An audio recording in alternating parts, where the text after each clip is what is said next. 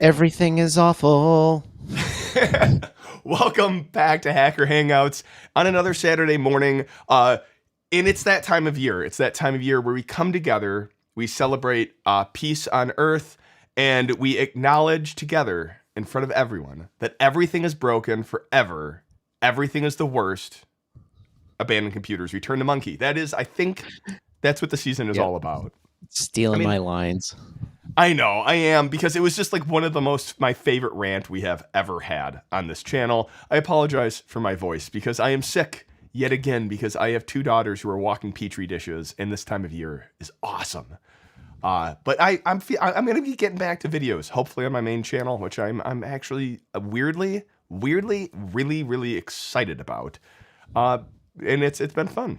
But today, we have troubling news. Gowrie dropped into our chat, which was I have been stolen. I don't know if you'd call it cyber squatted. I have been nabbed, and someone has now run off with my identity. And I think the weirdest part about this, and let me just drag this. With new technology, we'll see if I can just drag it. Oh my gosh, I can just drag a screen right over the top of our faces here. I'll drop it right down here. Gowrie's sharing out his screen. There is new TLDs coming out. Oh gosh, I feel like all the time. Those are like the .com, .net, .org. But then there is like .dev, .app, .me. And one of them is .security. And I'm like, oh, this would be so cool. Even for our company, I was like, it would be cool because we're TUIC Security Group to have TUIC.security. I even like my domain, since it's Alex Chevrolet. I am so proud of my domain because it's Chevrolet. It's CHAVERI.AT. So my email Oh, can be nice. like just my name, which is awesome. So we looked into security. In security domains, since whoever owns the TLD can set their own pricing for it, .security is like $2,000 a year. Like it's not an insignificant amount of money. So I find it hilarious that someone, I probably shouldn't leave this up here mainly because I feel like we're like not a sponsor. I don't know who these people are. They could be terrorists. They're probably They're terrible people. probably not. Let's be clear. They're probably not. Yeah, like you don't want to get sued. No, but we don't know who Silk Security is. However, we discovered there is a Silk.security website, and I said, Silk, is this you? Someone appears to have stolen you. It's so funny too because like so when I'm gonna hide this from the screen for a second. When we started TUIC Security Group, me and my business partner had lots of discussions, like which was like effectively we need to start a company. What should the name be? And we went back and forth with a couple different names. And finally I got frustrated. I threw my hands up and I said, like, this is so stupid. Stop saying I don't want any word which has anything to do with any type of security. Because lock, hawk, door, like any cyber, like any word you come up with, there is a security boutique company. You can just like go into your browser, start typing in random URLs. Actually, don't do that, but you can come up with any name, and there's a security company for it. So finally, my business partner came up with such a great, and here's like a piece of nugget because I think our clients have asked this, and it's not necessarily a kept secret.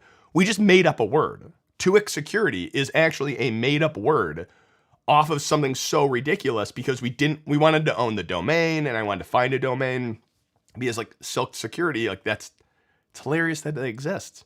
In ours, like here's the piece of trivia was my business partner was a professional hockey player, which was it's just crazy to me because he looks like it too. He's like this huge dude. And there's the boot, and again, this is Alex going like, woo, go sports. There's the boot, there's the blade, and then there's that little piece that connects both of them, which is made by a company called TUK, which is TUUK. And their logo kind of looks like TUIC. And when he pitched it, he was like, what do you think about TUIC? And I was like, that sounds very Norrisy, like like that we're about to like raid the things and with beard and everything like that. I'm like, you know what? Let's go. Let's embrace it. And that's what we did because we couldn't do Silk Security. It was already taken. That was originally the goal. And that's how the story comes back around. Also, I gotta love, like, just pointing out, if you bring up the website back up, you gotta love the logo designs too, because as soon as I looked at this, I was like, oh yeah, this is definitely a group of cyberpunk folk, because this looks suspiciously like the Ghost in the Shell guy, right? See it? I'm pretty sure that's what their logo is, basically. So That's pretty pretty on point. awesome. That's how you know they're serious. That's That how you is. know they're I serious. immediately like these people. I will back them, obviously, not even knowing anything So about them. let's get to the spicy topics, which is that everything's broken forever, always. The end. There's been a number of reports this week, the past 2 weeks, whatever the case is, of just uh, things that Amazing should never. vulnerabilities. Yeah, like amazing vulnerabilities. This first one, if you were to bring up this first one is just kind of like everyone's got a face palm at this. Phylum detects ongoing typo squat ransomware campaign in PyPy and npm. So first of all, of course this is a thing. I have never really thought about this, but that's because I don't come up with ways to be the most evil person on the internet every day. I would have eventually come up with, instead of just typo squatting domains, why don't we typo squat Pynum or like a major Python packages and then get them upstreamed, right? Yeah, Like I can't think of anything more evil than that. so the kicker I with mean, I these though can, but is this type of vulnerability, like where this one is like out flat typo squatting, what we find very, very consistently, and I know I totally have done, I've never done this with my own domains, is it's called like subdomain hijacking. So you set up a CNAME, you set up a subdomain, which points to, like, let's say you have the new Silk security idea. You want to spin up a website on WP Engine. Now your domain is going to cost you like $10. You want to go host on, or you buy a server on DigitalOcean, Lightsail, like insert whatever. You need to point a subdomain to that IP address. Now, if you spin it up on DigitalOcean, the IP address goes away and you never remove the subdomain. It's rare that someone's going to be able to nab that IP address in a targeted attack. WP Engine or any of these other services, Freshdesk, ServiceNow, like any of these major companies, you set up the subdomain, and then if you abandon that product and you never get rid of the subdomain, it allows me to go to that vendor, sign up, and then where you go through the domain registration, you register with the domain that's already pointing there. This is why they added like text records and whatnot to verify it. But it's remarkably common. I find it fascinating though with this attack that they're targeting NPM and package managers, because you've heard my rant. I love NPM because it's like the hippie love fest of JavaScript, but because anyone can put code in, but at the same time is like there are STDs just sitting there which you can catch, and this is one of those. and so this is the thing: is people are like, "Oh, we need to shut down this vulnerability." What vulnerability? This is a feature, not a bug, right? All they're doing is putting upstream packages into PyPy and npm. It's a feature. You can put anything up there, right? This is the problem with open source and third-party packages. Like, I don't know. I brought up NumPy as an example, but pick your favorite, the scikit or something, scikit learn or something like that. I could do like sclkit learn and then have a fork of scikit learn that just has a backdoor in it, and you would never know, right? Well, And then I could integrate that into some other product that people download. They would go in and be like, "Oh, it's scikit learn. Okay, cool. We're good to go." Right? Like this I is mean, this is but where though like you just can't know. this is one of those ones though, like you're taking the lazy attack. Well, I would say lazy in the fact of like you're cloning the website, you're cloning a domain, and then you're throwing an npm. Like you want to take a long term approach. Like look at what happened with Faker. Like legitimately valuable package everyone uses, and then you're like, I'm gonna go help this project out. I'll become a contributor, and then when the project or bad example with Faker, maybe like when you go grab a package that everyone relies on, and then you become a contributor and you're able to merge your own pull requests, all of a sudden it's like, oh yeah, cool, I can and merge critical egregious vulnerability within JavaScript. Like, And launch ransomware across the globe with one upstream patch, right? And I mean, but that's basically what's happening in this is that bad actors are uploading either forks or just straight ransomware as packages into these things, and you accidentally do an import or a download, SCL kit learn or whatever, and boom, you're pwned at your own request. There's no way for you to stop it because you typed the words download this and then you imported the package, right? Like there's no vulnerability close there. well, I and was here, I was having this here, conversation with a buddy of mine last night. I was like, people don't realize the utter house of cards that the internet is, because you can look at this as, oh, that's userland stuff, we can try and put things in place, but this is the same problem you have with the Linux kernel and other open source areas. Just because it's open doesn't mean it's good. well, like to compound the problem stronger too is like you're saying, oh, ransomware or things like that could be detected with some sort of like scanning and things like that, but like you're running JavaScript, so like, things like stealing cookies and things like that, like that is a feature. JavaScript, if you're running a SPA application, a single page application or anything like that, it needs to access the cookie. Like by design, it needs to do it. So that means anything you load under npm is going to be able to access that as well. And you just like siphon off user credentials and toss them to another website. Yeah, it's a mess. But this one is not as big of a vulnerability. And I don't know which one you have on your list yet, X, but ping. Please say you have the FreeBSD ping one. Let me pull this back. Oh, I don't have the article up. Do you have it up? I do not have it up.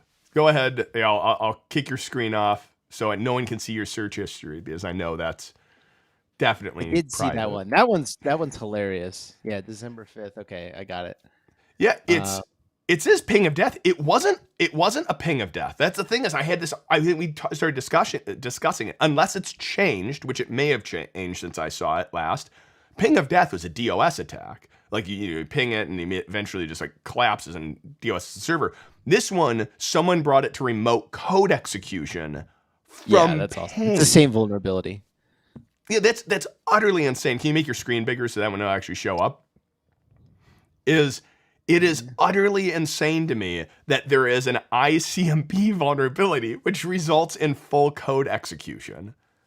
I'm not surprised by this at all. I'm being completely sincere, right? Like we all know about the ping of death that has affected all the way as far back as Windows 95. It's a little surprising for it to show up in FreeBSD of all places, with how locked down FreeBSD tends to be.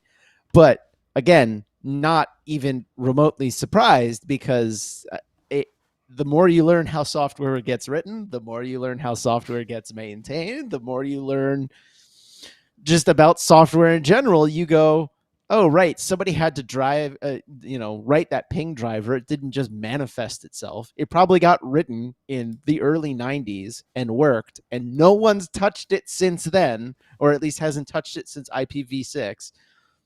And yeah, these things just get added, and this is kind of an interesting one for me, because people think when you're getting into security and you want to go fuzzing something and you want to go look for binary exploitation things, that there's no point in going after these old services because they've been hammered on, they've been looked at, and all these things. It's a statistics open game, guys. It's been reviewed. It's open right? source, right? It's been reviewed. It's all these things. It's a statistics Gator. game, guys. Yeah, it's a statistics game, right? Like, even though these services have been looked at for a really long time, maybe the people that were fuzzing them just didn't get lucky, right? Well, and I'd argue this though, like with many of these services, this is like where they go, oh, AI and all of it, it took our jobs. Like I laugh because with fuzzing, at least when I look at like web application and things like that, fuzzing is very wonderful, but it suffers from the exact same problem all DAS tools do, like dynamic application security testers or tools, which go through the application, find a parameter, and then go through this giant list of inputs that's going to try on each one and then check the response. If you have a parameter, you could just add to your application, or the URL, and you say, is admin equals yes, not true. If you go, is admin equals yes, or affirmative, it won't find it because it's going to check. It might add, is admin true? It may add, is admin false? It's not going to add, is admin affirmative, and then check it. And even if it did do that, it's not going to immediately have the context to go, oh yeah, they're an admin now. How that works with something like this, though, is like fuzzing in general, you still have to point it at a specific place and then be able to catch it. And this is why, like, the most advanced exploits in the world come down to like one line of code. Look at Sony hack. That was the one I always rant at. It was like, it was SQL injection. It was something so many people could have found, but it was in this like really weird nuanced location that no one had tested before.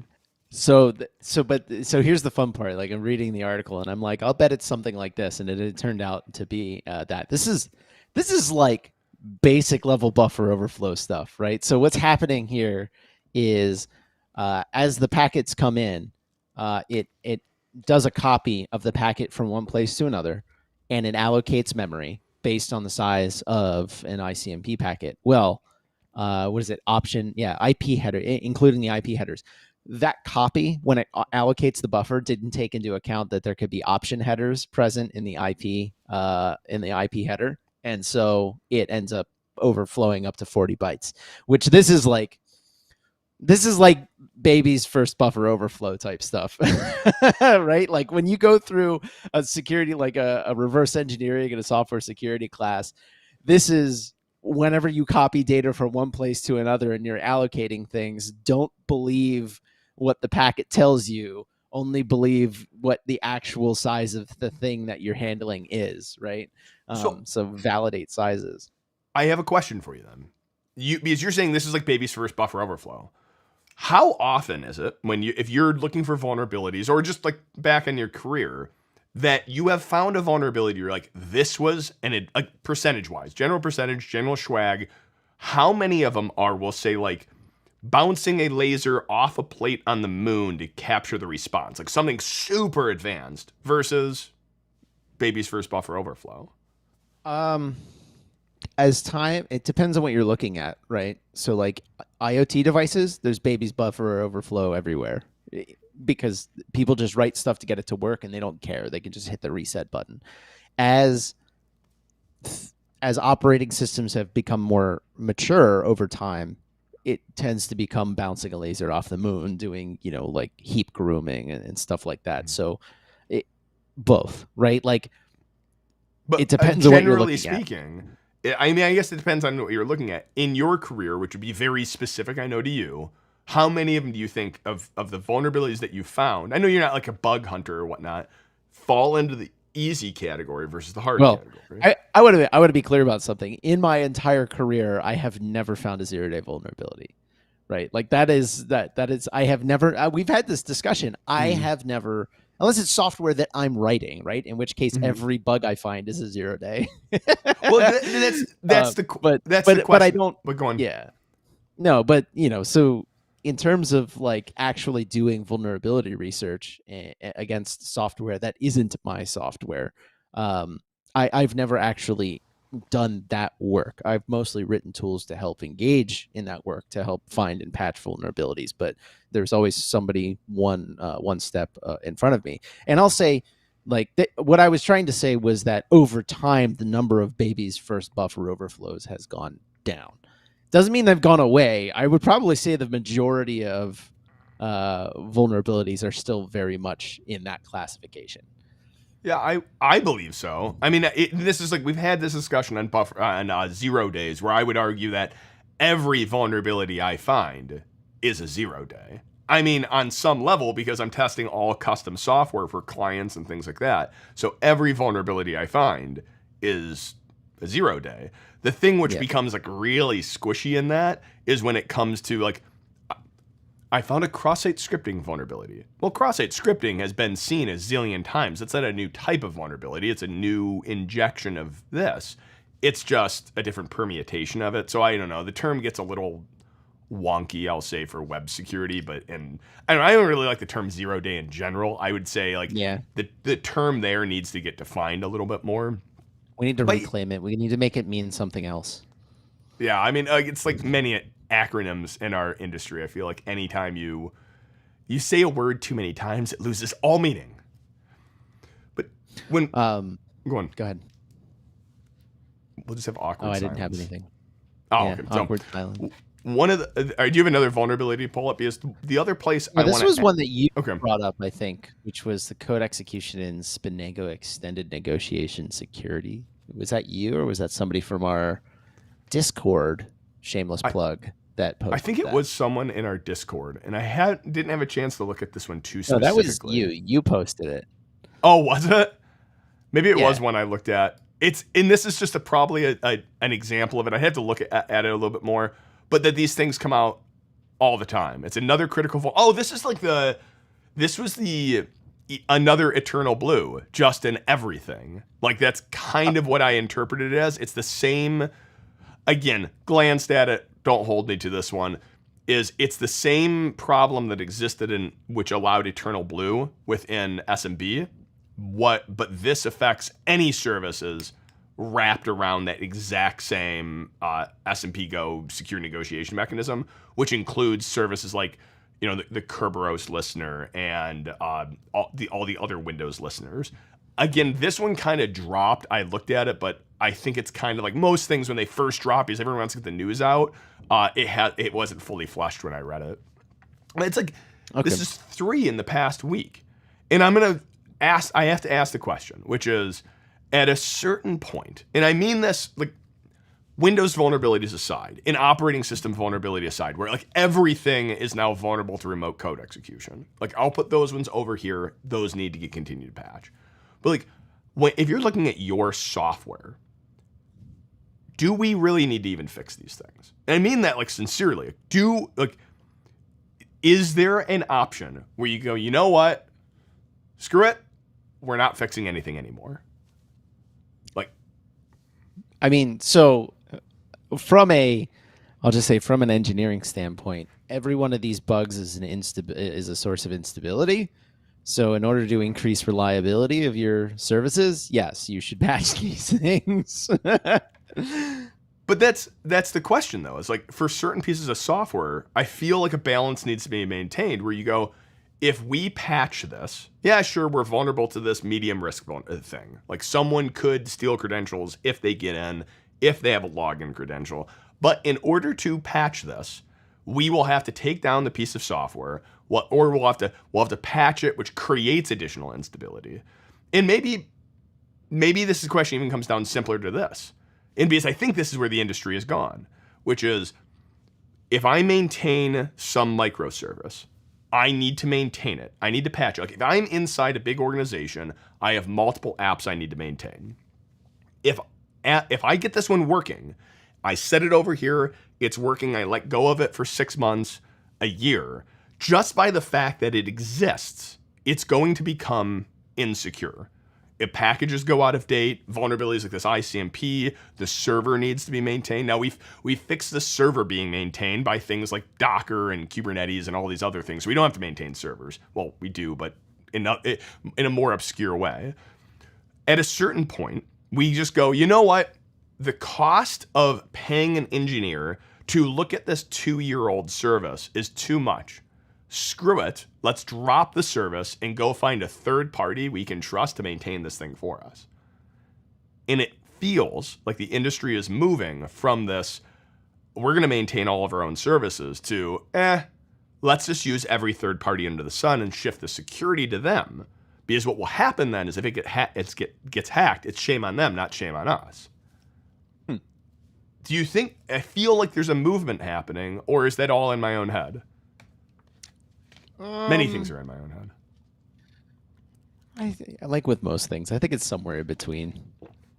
I don't have a whole lot to add to that, but because I largely have the same opinion as you. Like I do think there's some level of movement happening to accepting this as the reality of the situation and just kind of not doing anything about it, which is like, it's funny because Silk and I always joke, and on our Discord, we always pass some of these articles around, and I'm just like, oh, everything's broken again. It must be Tuesday. Yeah. And I mean, but as a question then to move it, because where it's like, oh, everything's broken. But do you find that many companies are going, no, we don't want to maintain these things, like these things that someone else has figured it out. We're going to just pull a third party service in. And I it's not so that it that third party is going to be more secure. It's that it just shifts the blame over to them. it doesn't just shift the blame over to them. It's a cost savings measure, right? As a business owner, you should understand this. It's like, why reinvent the wheel when somebody's already invented the wheel? The wheel might be triangular, but it does work. And it was Uh, never intended to be the used in the way you're intending to use it, but that's how software works. We're just going to do the thing with, a triangular wheel, because why pay an engineer to do it right? Like, it I think it that's a does feel reality. though like with so many of the platforms as a service coming out, like Amplify, Firebase, uh, gosh, what's the other one which comes to my mind? I'll remember it later.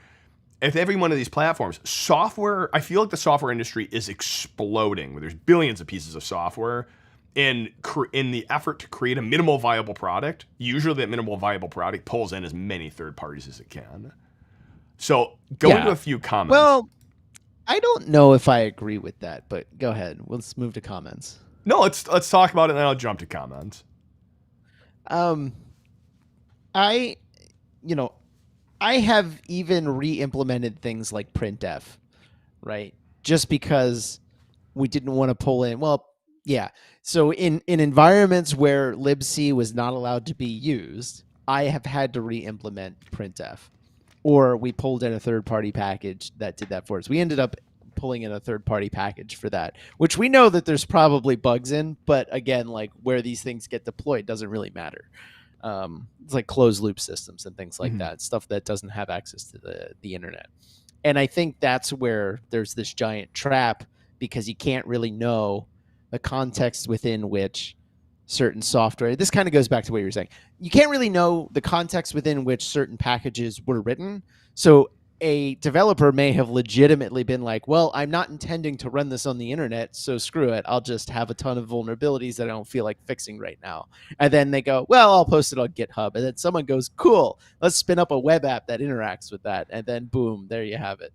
The Or Sony hack happens, the other right? one, which I laugh at, is immediately I go to when we were looking at the smart grid, how that was going to get connected, and we actually like the first smart grid devices. Again, this is all public at this point. So like when I was working at General Electric, we were going, how do we plug in someone's meter, electrical meter, on the outside of their house into the control network? And I remember it so vividly. We had a giant whiteboard in the room, and he's going through the process, and he's like, okay, so here's the internet. Here's a firewall. Here's the DMZ. Here's a firewall. Here's this network. Here's this network. This then has an air gap over to this firewall. Then there's this. You have to use a bastion host to jump over to. It was like this huge thing. And then he takes a line from the control network and draws it across all above all the security and goes to the internet. It's like, and then that's going to connect to their home. And we're just like, so the millions of dollars of security you have all here, we're just bypassing all of that. He's like, yeah, we need to figure out how to make that secure. And I think back to your security package and go, everything in the entire control network was built to be in the control network, to be completely closed loop. So like when you connected, this is where it just blossomed into like Yep. fuzzing protocols and things like that. Like you could send a ping, like a valid ICMP packet to one of these devices, and they just go completely offline because the network stack would just completely crash. One of my favorite stories about the smart grid thing is, I want to say this is almost a decade ago now. It was when I was still working at a government contractor. Just as I was starting to work there was an intern project where people had acquired a bunch of smart grid devices, and most of us were CS people, not engineering people, not hardware people. We had like this giant box of old smart grid devices, or like ones that were being discarded, we bought off eBay or whatever, to look at to see if we could pull the firmware off. But every time we plugged one in, a capacitor would blow up. So we released the magic blue smoke from about 40 of them before we decided we have no idea what we're doing. And we never successfully dumped. Yeah, The it things, was it was stupid so mistakes you make in learning how to do some of this stuff. it is so funny because I remember like when we started testing those things, it was like, how do we know if it fails? Like legitimate, like it was one of these things. It's The like we lights put a turn network on. interface. how do you know it turns off? So we had to come up with this whole mechanism of like, how do we know it broke? And we would like, some of them we would just have them like legitimately do a square wave of 5 volts, and we'd hook like an LED so Yeah. it just blinks. You'd have this like $50,000 piece of equipment and make it just blink an LED. Like it was Yep. just like so funny to me. All right, Let's jump get some into comments. questions. Squiddy writes, write it in Rust and then say it's secure because the language is perfect. Yep, that's pretty much exactly how it goes. Rust is perfect, right? Yeah, the perfect part about Rust is that it's impossible to get anything to compile. Therefore, you can't run software. Therefore, it can never break. Perfect. Haha, yes, the cloud. Look at all those AWS services. I do feel AWS has a service for everything, which I do enjoy. The thing which gave me just disillusioned me to the entire thing is when I tried to use Cognito. That was their like identity access management solution for like Amplify. They needed Cognito in order to effectively have this platform as a service. That thing was built by like one dude who then later left the company, and they're like, oh well, we need to maintain this. Well, let's just like let it sit there for a while, and then maybe someone will take it on. And there was like fundamental things it didn't have, where it was like there was no way to back up users. Like if someone could just click one button without confirmation and just hose your entire user database with no backup, like it has made me realize that AWS services, when they come out, when they're like, oh yeah, they're not stable, and you're like, yeah, they're not stable, but they're on AWS, I can trust them. It's Yeah. made me just completely lose all like belief that Well, these it's things are 'cause ready for production. I was gonna say that's mostly because just about anyone can get their own service. Well, not anyone. Like you have to go through a whole validation process with AWS services themselves to get your own service published up there, because they do like third-party services and wrappers around VMs and containers and things like that that you can rent, and then the third party gets a cut of whenever someone uses those things, Yeah, you're right? So talking about like, the AMIs or AMIs. I'm talking about yeah. Cognito was their service. That was an Oh, you're talking AWS about actual service. AWS This was an services. actual Gotcha. AWS service. This was like Dynamo or EC2. This was Cognito, their like I'm platform not. as a service IDM. Yeah, I would not expect one of their services to blow up my stuff. Like it that's was it was just amazing to me. It was like fundamental things it didn't have. Like again, like backing up your users didn't exist. And we talk about vendor lock-in, like you can't move users. Your only option would be to spin up something else and say, okay, everyone just like re-sign up over there. Like if you want to stay on our service, just go re-sign up. Like it's ridiculous. that's All right. insane. Gator, who I'm glad. Hi, Gator. We are just shifting. You are just shifting the responsibility to a third party, then buying cyber insurance. The pendulum is swinging, and it will come back to self-host in a few years. I think yes. So this is my opinion. One, I think buying cyber insurance is like one of those things. It's a requirement for contracts. Like our company, for instance, we have to maintain general liability. We need to maintain errors and omissions policy, like these exorbitant policies for our clients. Cyber insurance. And as an owner of the company who has reviewed these with the company selling it, I legitimately have zero idea, like for us, how these things would come into play if something happened. And that sounds weird, but if you think about what we're doing, we're breaking into their network. We have contracts in place to like allow us to do this. We do it in QA and things like that. But for like cyber liability, so I think like most insurance is to satiate the contracts because they need to be there. But I don't think, for me, it doesn't play into whether or not you self-host or not. I think what plays into whether you self-host or not simply has to do is, do I want to maintain this thing long term? And do I want to profit off of this thing? And does their profitability, how they charge for it, Yeah. align with how I'm going to charge for it? I have this argument back and forth with a couple buddies of mine. This, sometimes one of them will say like, if you have any kind of on-prem thing, then you're stupid. You should do everything in the cloud. But I don't think those people realize how much cloud services cost now. It used to be absurdly cheap, and that's how they got market share. But if you actually go look at what it costs to like run a 24/7 service in AWS, or run all of your infrastructure in AWS instead of having on-prem racks, it's insane. Like the same server will cost you 4-5x what the server itself costs, and if you need 10 of them, at that point you're probably better off buying it and paying someone to maintain them, right? Like there's legitimate financial reasons to have on-prem hardware as opposed to just doing everything in the cloud. Now, I think when you're a small shop of like 2 to 5 people, you can probably just use, you don't need a 24/7. Yeah, it is. I will say that even with your comment though, like AWS, their prices year after year have gone down. Like they have considerably gone down year after year, but it's still stupidly expensive Yep. because we've started relying on, like, originally I wanted to run a server. Okay, cool. Grab EC2, throw it up. You're like, oh, but there's this whole IDM they also offer. That would be nice. Ooh, I'd also like the serverless capabilities. Oh, I also need full text search. So I need Algolia or whatever full text search you use. And like, Can I just say that the phrase serverless instances triggers me to no end? Like, I hate it. I hate it because it doesn't. That's not what that word means. I mean, I actually do understand your frustration with it, but there is like you have 3 layers. Again, obviously there's ones in between. You have either I'm running EC2, I'm running a server, I'm running a Docker container on clusters, and that Docker container is going to either stay open or it's going to close. And then I have serverless Lambda in functions, Azure functions, whatever you want to call them, which just like run and then die.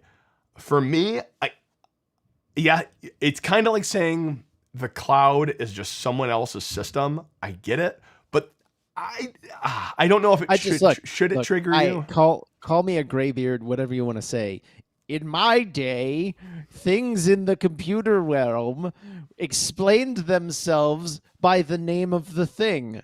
Break point. It is the point at which something breaks execution. Serverless. Well, what do you do with a serverless thing? Well, you run code on someone else's computer. The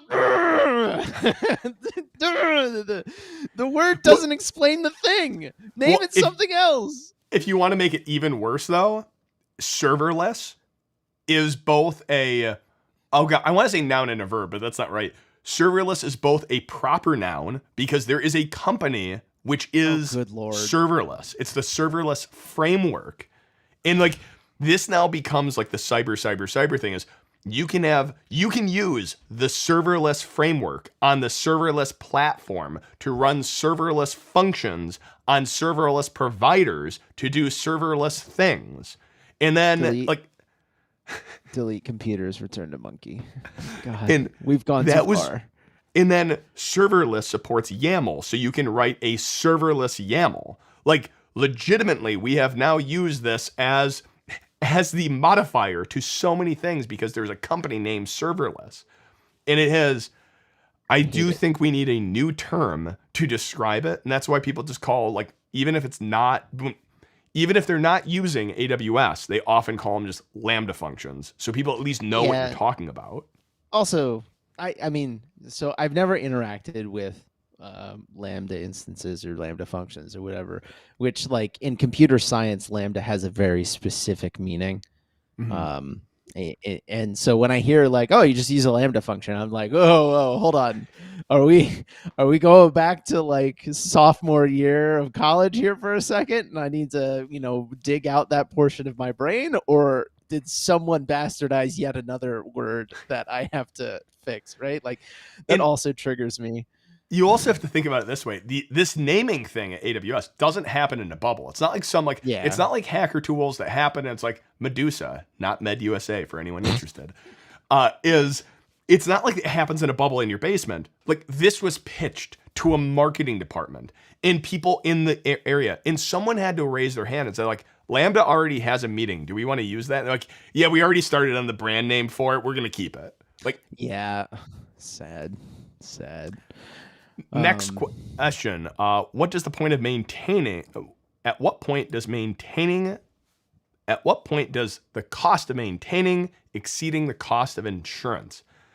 I don't. Again, I put insurance in this category of I don't know if these things are related. For me, I think insurance is over here to satiate the needs of contracts, and I don't think it's necessarily factors into should we maintain this piece of software, and if we yeah, lost it, it's like this comparison. insurance is just a risk mitigation tool, right? Like that. I don't think that really goes into. Yeah, you're going to factor the cost of insurance into the whole package of I'm going to buy these X amount of racks and I'm going to insure those things. So it goes into the total cost of ownership thing.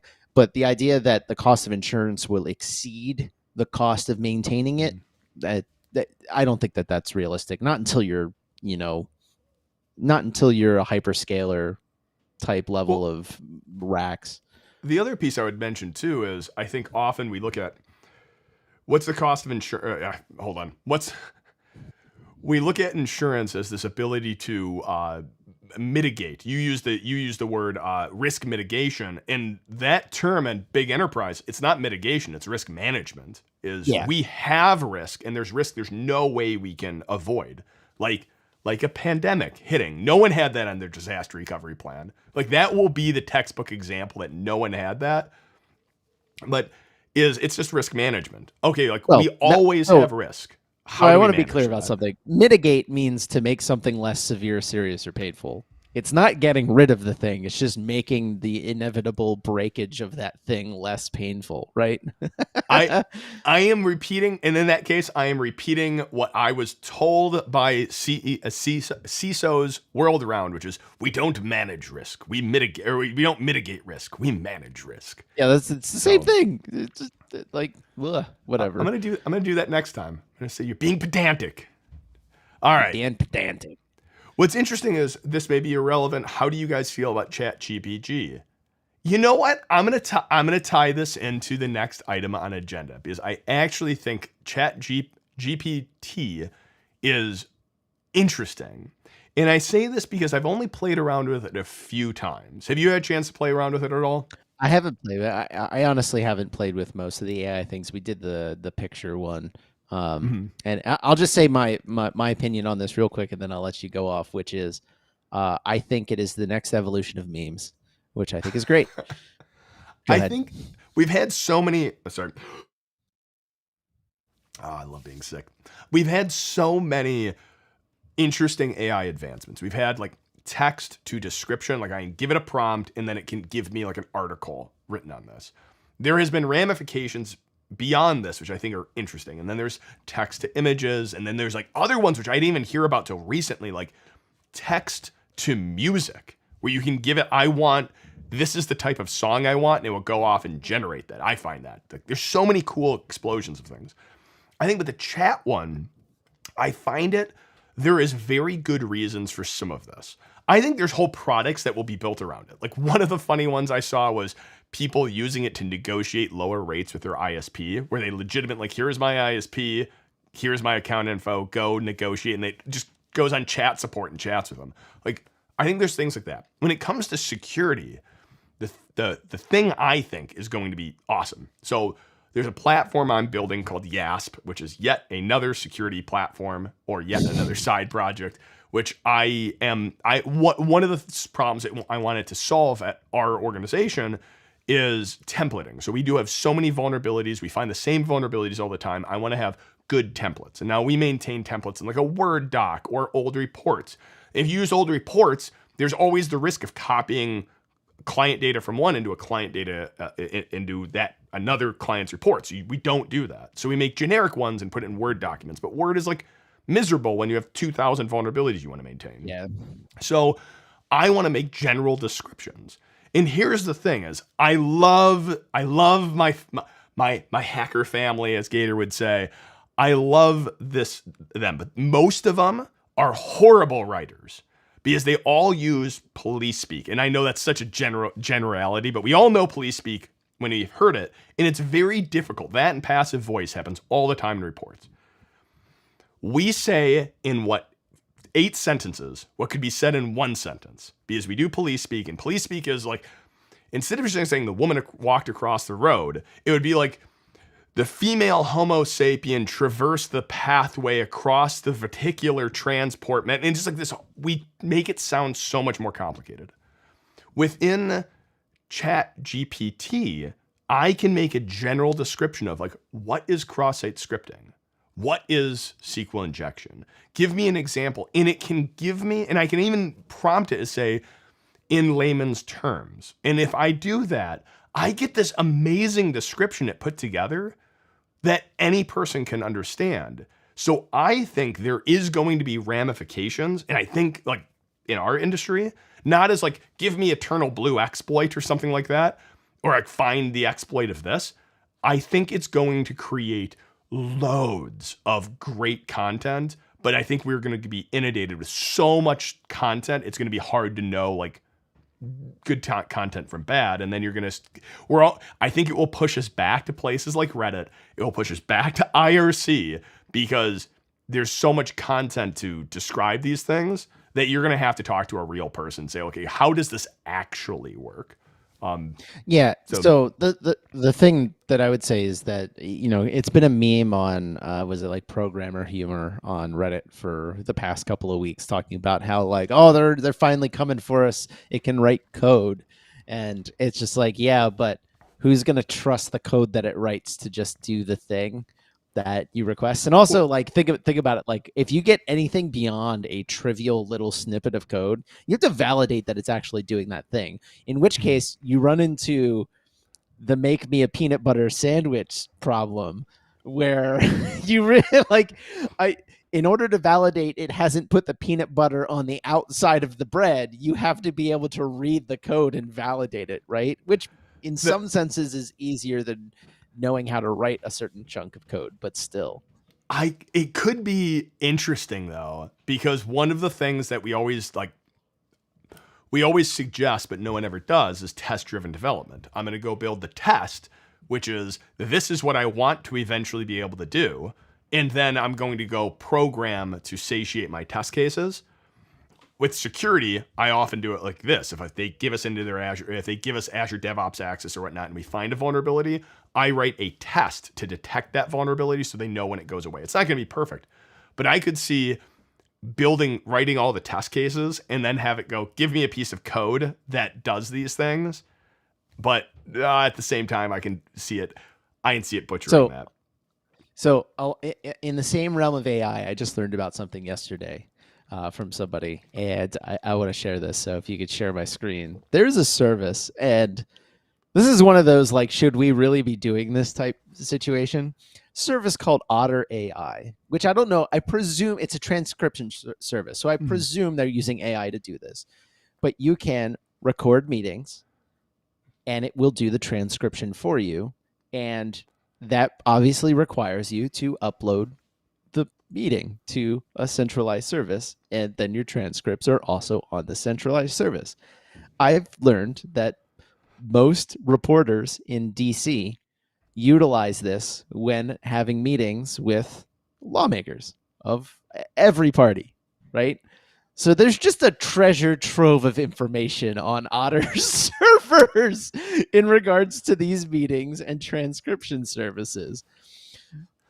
These are examples of, I have now created cloud storage services with AI, and I have I would call it one of the juiciest targets that I can think of in terms of a hacker that's politically motivated.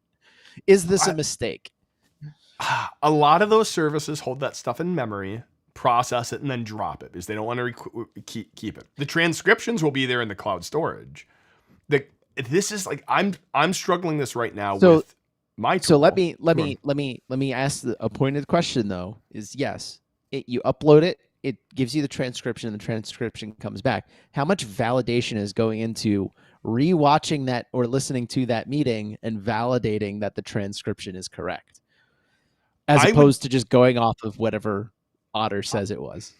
I would say the transcription services with AI right now for voice to text work very, very well. I would actually say 99.9% of the time.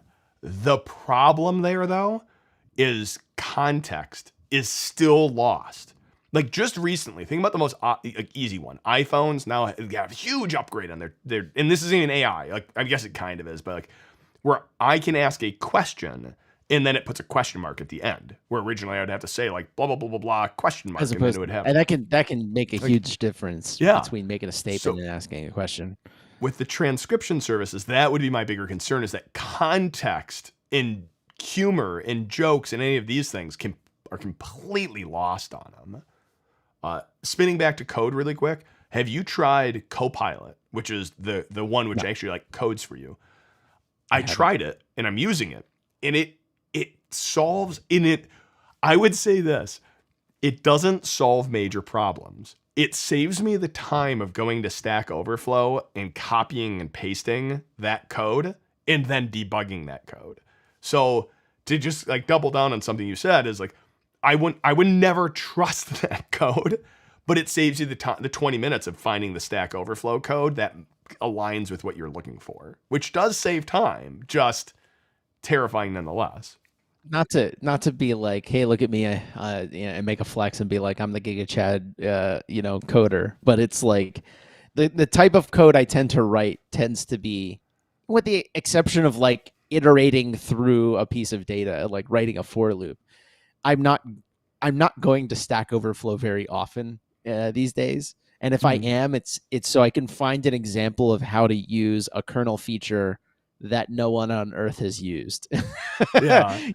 Like I'm digging through to figure out like which of these flag combinations is incorrect, and I'm finding myself no longer going to Stack Overflow as opposed to just opening the Linux kernel code and figuring out what it actually wants on the other side of the kernel. Like, so yeah, I haven't really utilized what is it, autopilot or whatever it is, because the work I tend to do is Yeah. outside the realm of usefulness. I can definitely see how, for example, if I was writing a simple web service, for example, in Python, using Django or any of those frameworks in JavaScript or whatever, how it would be incredibly useful just because of how much code availability is out there on GitHub and Stack Overflow to work off of. There's enough to Yeah. train the model on those It things. also trains off your existing code. And I found that really interesting where it was like, oh, I started typing a function or I started That's building it. And it's terrifying. like, here's other code that you've already written that matches with what you're trying to do.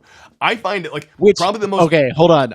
You know what's really funny though? It's just like, if it's trading off of code that you've already written. It's like encouraging the boilerplate problem then, because it's like, oh, I don't have to functionize anything. Autopilot will just auto fill in all of these snippets, and I'm never gonna have to generalize any of my. That's like anti-software engineering. Yeah, yeah. And I manifest. It's crazy. with so many of them too, I'm noticing this is that it's not like Rust, any of these things, these solutions. It's like great, we have now solved the problem, but now we have all these other problems which like are unique to it. And I use the example of like I think someone in chat said something like, "Oh, it now writes my pen test reports." Like, yeah, sure, it will write what the finding is, but not the steps to reproduce it. But with Okay. so many of these things, I'm noticing that like example, like there was the student who was caught writing their thesis using AI. The reason they got caught wasn't because it wasn't a good paper. They got caught for two reasons. One, because they didn't actually read their own paper, so they couldn't actually defend it, which is amazing to me. The other one is you're going to see like teachers adopting to say, I don't need you to regurgitate history to me. I need your opinion to show me that you Yeah. understand it. But even then, you can kind of reduplicate that. So I wanna talk shit about Rust for a second. I'm sharing a screen. You should share it. All right. So I tried to learn Rust a little while back, and I just don't have enough time for side projects recently. So, and I don't have a use for Rust in my current day job. But I found it really funny that I found this book, and it's on the Rust unofficial GitHub.io, and it's Learn Rust with entirely too many linked lists. And the point of this book, it's an actual book, it's long, it's very very very long, it is that you're really not supposed to use linked lists in Rust. That's like a no-no. That's a huge no-no, right? And the reason for that is because linked lists are inherently unsafe because you're doing pointer manipulation. Here's what I want to point out though in this note right at the beginning. No, come back. Yeah, I'll be No, again. the current edition of this book is written against Rust 2018, which was the first release with Rust C 1.31. If your Rust toolchain is new enough, the cargo file should create and contain this edition 2018. Or if you're reading this in the far future, perhaps some even larger number. Using an older tool chain is possible, but unlocks a secret hard mode where you get extra compiler errors that go completely unmentioned in the text of this book. Wow, sounds fun. The entire point of this book is actually to point out like just how esoteric and painful Rust can be when you're trying to do what most would consider basic computer science fundamentals like linked lists. And so like as you said, you solve this whole class of problems, but you just screwed up the entire environment based on how we've taught people to write code. I love it. So I'm going to bring us back. I had originally talked about Copilot and talked about some of those, but I have a question. Is more and more vulnerabilities are happening. And ultimately, those things can, whether you're using third-party services like translation, whether you're, we made the decision we're going to use third-party translation services and do those captions. When they get hacked, inevitably, LastPass was hacked. Like, I don't know, like I feel like every time LastPass gets hacked, I add another character to my passwords, and now they're at like 50 characters. Like, I don't know why. Between LinkedIn and LastPass, I feel like they're in the news all the time. But say this third party gets breached. Who is responsible? Because like let's use the government one. You have these at one point, these conversations are privileged, and even if this third party has SOC 2, SOC 3, every security under the sun, if they screw something up because they didn't patch a software, who is responsible? Because we have another article in the news, which is kind of terrifying, I guess, which is this one. Yeah, so government workers facing 7 years in prison for not updating software. Just to, allay everyone's fears, this is not the United States. If I remember correctly, this is where is I believe this? it was Albania. Yeah, Albania. 5 government IT officials were placed under house arrest, and I think 2 of them are facing actual prosecution for failing to do regular security updates for like 5 years or 7 years or something like that. Maybe it was over a decade. Yeah, sorry, doing a quick rescan of this. They failed to patch services for like a decade or something like this, and that was considered abusive post. In military terms, we would call it like abandoning your post or something like that, in which case you would totally face UCMJ or court martial or something like that. But these are not, dereliction of duty would be the term. Should in the private sector, you would be facing termination. And I suppose a company could come after you for damages if what you did rose to gross negligence. Now, the question is, should government workers face dereliction of duty charges and prison time for failing to update services? Forget government worker. I want to think about that question. The other one is what about, let's use that transcription service, is if they have privileged confidential data, should they be held accountable for the data in there? Because they, in their contract that you sign, the terms of service you checkmark, they're going to say, we're not responsible for anything. Because every one of them pretty much says, we're not responsible for anything to do with your data. Like, in using our service, you're taking on the risk. Part of me goes, it is a remark. Again, not US, this is Albania. Like, a part of me thinks, like, this is terrifying. Like, this is terrifying. And it's a slippery slope the moment you would open up this, but we have like, and this is where my mind goes, like, we have other occupations in which you are open yourself up to malpractice or felonies. Like as a doctor, if you negligently, if you do something negligent and cost someone their life, and it's proven that you were negligent purposefully, you can be legally liable for that person's life. So is this that much different? Like, even though it deals with technology, is it that much different? Um, so I'll say that this is probably the first time we've seen explicit. Like, I'm pretty sure that people have been fired in the past for failing to do their job in updating services and just being bad at being a CISO or whatever. That's probably happened, right? This is the first time we've seen a government actually prosecute people for what I would call dereliction of duty outside the space of probably military operations, in which case, like, there's a clear law on the books about dereliction of duty. I would imagine that we already have laws on the book that could, in the United States, that could be utilized to prosecute somebody in this fashion in the US. And I'm going to go on record and say I don't think it's entirely unreasonable. The question is, at what point does it become unreasonable? So if someone doesn't update services for 6 months because they boneheaded a couple of lines and it wasn't automatically updating and they never went back to validate that it was updating, I think that's a boo-boo. If no one looks at a service for 10 years because the one guy gets fired, the one guy that was doing it got fired and institutional knowledge was lost, does that mean that the person who took over that person's job, it was negligent and should be prosecuted, right? There's lots of gray area, no matter what the time frame in which you could say, I think it's unreasonable to prosecute somebody for that. Now, in the case of somebody was going full Milton, or like someone got Miltoned and they were like, screw it, I'm just going to collect a paycheck and let the building burn down, right? Or set fire to the building, right?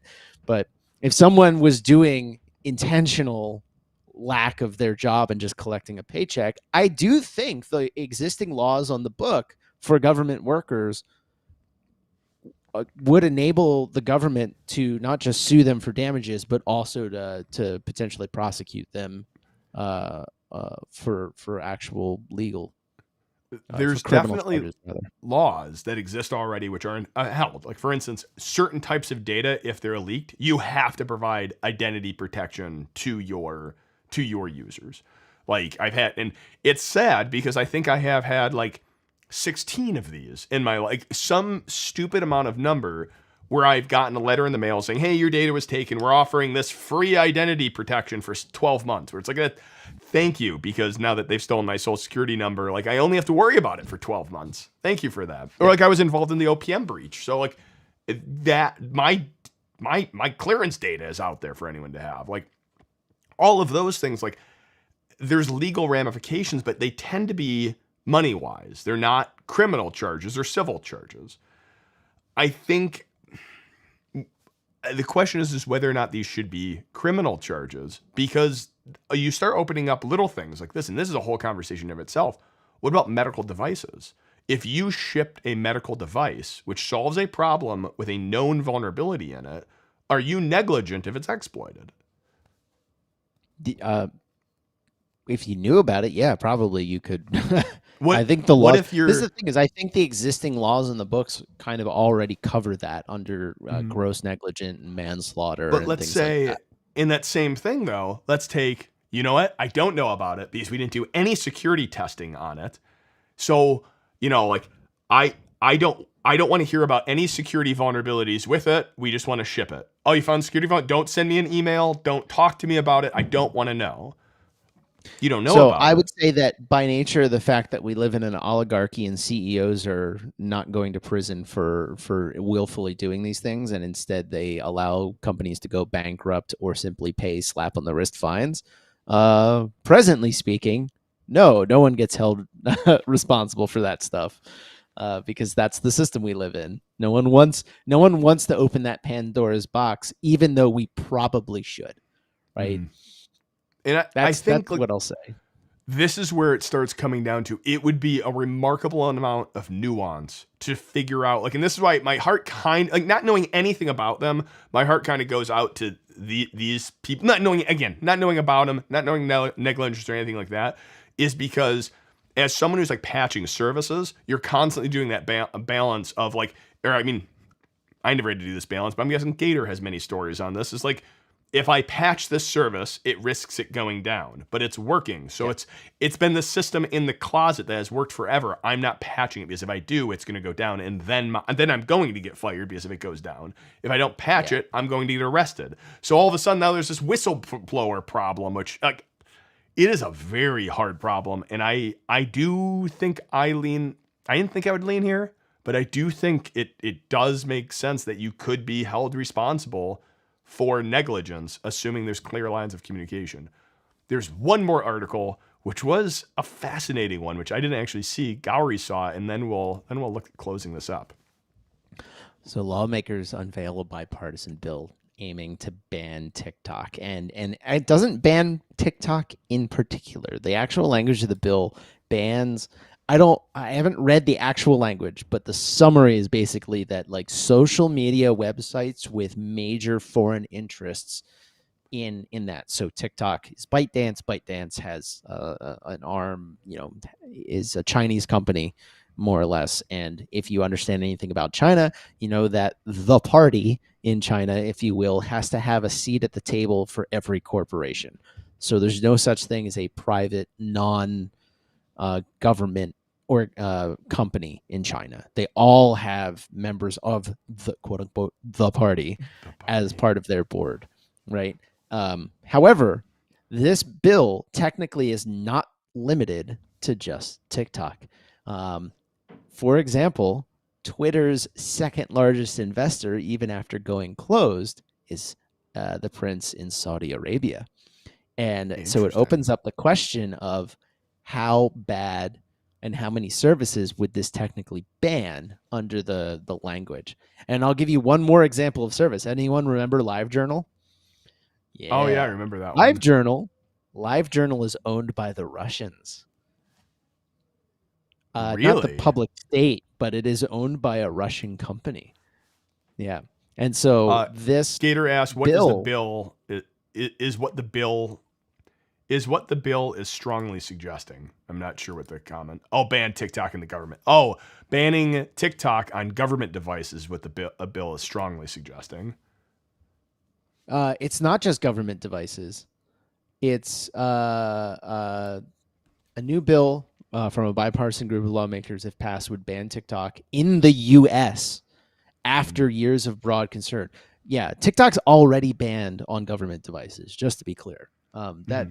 that's something that the executive branch can do. But this is trying to ban TikTok as a whole from operating in the U.S. And uh, yeah, and then Do you, markets moved because Meta and Snapchat went up I as a I result. I will be amazed if it happens. I mean, actually, this is probably a whole discussion in of itself, and maybe we kick this hornet's nest right now with the plan to cover this later. Because I do think Sounds there's a good to me. whole discussion around whether or not, personally, if you believe this should happen, and again, I hate using the word should, but I find myself using it a lot. It's a dirty word. But whether or not this should be allowed to happen, and whether the government should get involved in banning, we'll say, emerging technologies, even though I don't know if TikTok would really sit there, but I don't know, man. it's TikTok's pretty interesting. scary.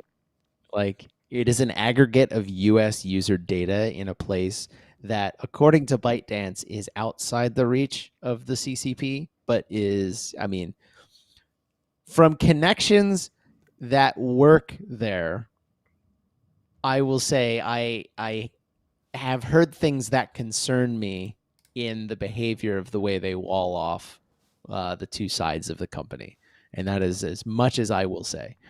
Hmm. With that, I don't know what the closing thought is, but I think looking at these articles, I think we can both agree yes, Everything is broken.